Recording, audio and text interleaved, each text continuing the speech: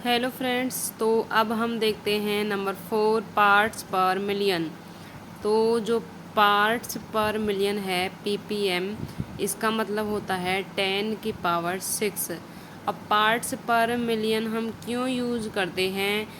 Parts पर million में हम ये देखते हैं कि किसी भी सबस्टांस के हिस्से में, मतलब कि किसी भी सबस्टांस का 10 की पावर 6 10 की पावर 6 इतना हिस्सा है। किसी भी सबस्टांस का ये इतना हिस्सा है 10 की पावर 6, और इस हिस्से में 10 की पावर 6 हिस्से में कितना सॉल्यूट है, तो वो नंबर ऑफ सॉल्यूट हम फाइंड करेंगे। इसीलिए हम यहाँ पर पार्ट्स पर मिलियन का यूज करते हैं। ठीक है, तो मतलब 10 की पावर 6 में सॉल्यूट को फाइंड करना होता है।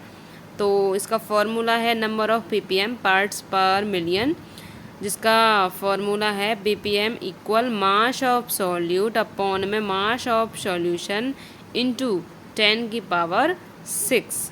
ठीक है, ये इसका फॉर्मूला है। एक न्यूमेरिकल करके देख लेते हैं कि ये जो पीपीएम है ये कैसे काम करेगा, क्या फाइंड करेंगे, कैसे हमें निकालना होगा, कहाँ कहाँ क्या क्या चीज़ें रखनी होंगी।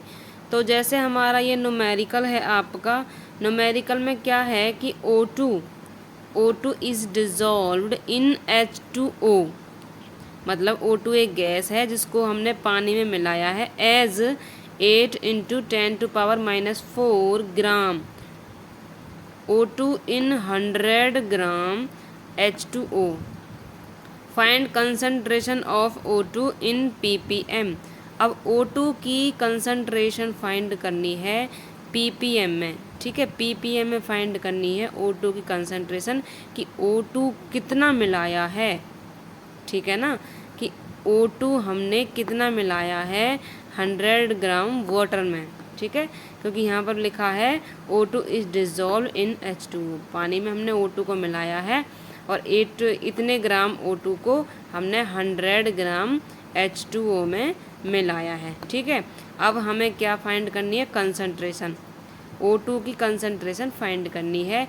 अब ppm O2 इन ppm का फॉर्मूला हमको पता ही है, mass of solute upon mass of solution into में 10⁻⁶। अब मास ऑफ सॉल्यूट कितना है आपका? 8 इंटू 10⁻⁻4 ग्राम। ये सॉल्यूट का मास है। सॉल्यूट क्या है यहाँ पर? O2 gas. ठीक है, यहाँ पर सॉल्यूट है O2 गैस और सॉल्यूशन है 100 ग्राम वाटर। ठीक है, अब जब हमने मास ऑफ सॉल्यूट यहाँ रख दिया और मास ऑफ सॉल्यूशन 100 ग्राम यहाँ रख दिया, इनटू में 10⁻⁶ आपका फॉर्मूला के अकॉर्डिंग यहाँ पर यही रहेगा। ठीक है, अब यहाँ से क्या होगा? 8 इंटू 10⁻⁻4 इंटू में 10⁻⁶ और इंटू में 10⁻⁻2। ये -2 कहाँ से आ गया? क्योंकि यहाँ पर 100 को हम ऊपर ले गए, ऊपर लेके जाएंगे तो ये दो ज़ीरो आपके 10 के पावर के रूप में आ जाएंगी, 10 के ऊपर -2 पावर में आ जाएंगी। जब हम ऊपर नीचे से ऊपर लेके जाते हैं तो पावर माइनस में जाती है, और जब हम ऊपर से नीचे की ओर लेके आएंगे, अगर ये पॉजिटिव है तो नेगेटिव में जाएगा। अगर यहाँ पर पावर नेगेटिव में होती तो ऊपर ले जाते समय पॉजिटिव हो जाती। ठीक है, तो साइन चेंज हो जाते हैं। अब यहाँ पर पॉजिटिव है तो नेगेटिव हो जाएगा। ठीक है, अब जो 10 10 10 3 10 है, तीनों पे पावर है। अब इन तीनों पावर, ये तीनों मल्टीप्लाई में है। जब 10 10 मल्टीप्लाई में होते हैं तो उनकी पावर क्या हो जाती हैं? ऐड हो जाती हैं। तो एक 10 लिख लेंगे हम, 8 इंटू 10, और जितनी भी पावर है उनको ऐड कर देंगे, -4 + 6 -2। ठीक है, इनको सॉल्व करने के बाद 10 की पावर 0 आ जाएगी, क्योंकि 6 में से 2 जाएंगे तो 4 बचेंगे, प्लस के 4 हैं, माइनस के 4 हैं, कट जाएंगे, 0 बचेंगे, और 10 की पावर 0 1 होता है, और यहाँ पर क्या हो जाएगा? 8। कितना आंसर आ गया आपका? O2 in ppm 8 ppm। ठीक है, तो कंसंट्रेशन आपकी O2 कितनी आ गई? 8 ppm। और यहाँ पर कंसंट्रेशन ही फाइंड करनी थी, क्योंकि यहाँ पर हमें सॉल्यूट का मास भी गिवन था, सॉल्यूशन का मास भी गिवन था, बस हमें कंसंट्रेशन पूछी थी और वो भी ppm में। तो हमने वो फाइंड कर ली। ठीक है, बहुत ही इजी न्यूमेरिकल था। पार्ट्स पर मिलियन आपको समझ में आ गया होगा। एक और एग्जांपल लेके देख लेते हैं कि पीपीएम और कैसे काम कर सकता है। दूसरा न्यूमेरिकल देख लेते हैं। जैसे दूसरा न्यूमेरिकल क्या है आपका, she water contains 53 ppm of Na2CO3। Na2CO3 का नाम है आपका सोडियम कार्बोनेट।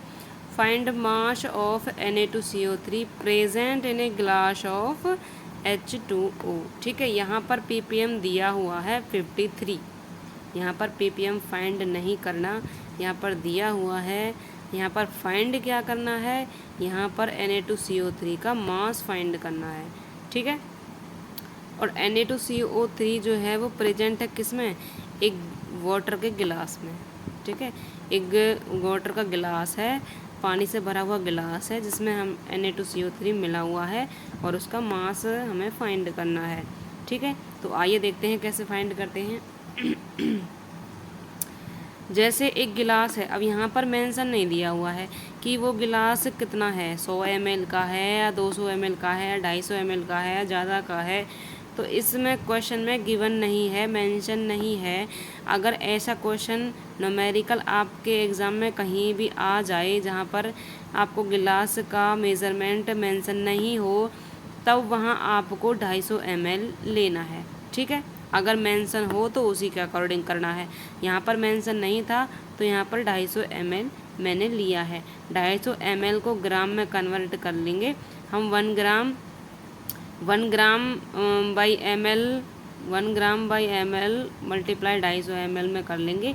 ml से ml कैंसिल हो जाएगा, आपका 250 ग्राम आपका बच जाएगा। ठीक है, अब नंबर ऑफ ppm क्या होता है formula, mass of solute upon mass of solution into में 10⁶। नंबर ऑफ ppm कितना दिया हुआ है 53, और मास ऑफ सॉल्यूट निकालना है क्योंकि इसका मास तो निकालना है हमें, सॉल्यूट ही तो है ये हमारा।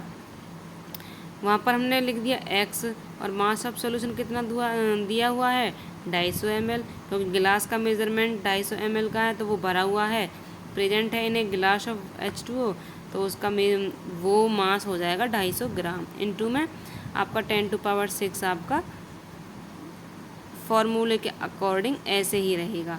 अब आगे क्या होगा, x को इधर लेके जाएंगे, 53 को इधर लेके आ जाएंगे। अब 53 और 250 आपका मल्टीप्लाई में हो जाएगा और 10⁶ आपके बटे में हो जाएगा। मैथमेटिक्स आपका बहुत इजी है, यहाँ से हो जाएगा सॉल्व। इसको सॉल्व करने के बाद में आपका आया 0.013। ठीक है, देख लेना, करके देखना है इतना ही आया है नहीं आया है। ठीक है, अच्छे से करना है। तो 0.013 ये क्या आ गया, मास ऑफ Na2CO3 0.013। ठीक है, तो मास ऑफ Na2CO3 का मास कितना आ गया 0.013। ठीक है, तो ये आपका सॉल्यूट का मास आ गया। और इस तरह से हम न्यूमेरिकल करेंगे। आपको भी और भी बहुत सारे न्यूमेरिकल करने हैं और अपने आप कर करके देखने हैं। ठीक है, और तभी आपको समझ में आएंगे। जब तक आप करके नहीं देखोगे आपको समझ में नहीं आएंगे, फिर कहोगे मुझे तो कुछ समझ में आ ही नहीं रहा। ठीक है, तो जितना आप प्रैक्टिस करोगे उतना ही आपके माइंड में आपके समझ में आएंगे। ठीक है, और फिर आप अच्छे से कहीं भी कैसे भी कर सकते हो। ठीक।